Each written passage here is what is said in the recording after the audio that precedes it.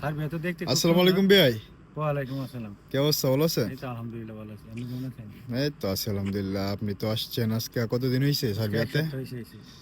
আমরা ফ্লাইট ছিল 14 তারিখ বাংলাদেশ থেকে, এখানে আসা পৌঁছছি হলো 15 তারিখ দুপুর 12:30টা।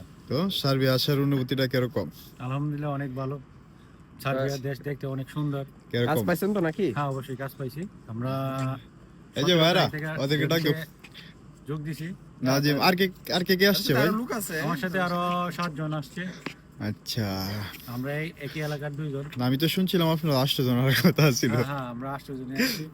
তাই হোক, একজন মেবি তো ভাই চলে গেছে, এটা বলে লাভ নাই আসলে। যে চলে গেছে তারই লস। এখানে Yeah. থাকলে না, আমরা পরে যে ফিউচার কাজ আশা করি ভালো হবে আর কি।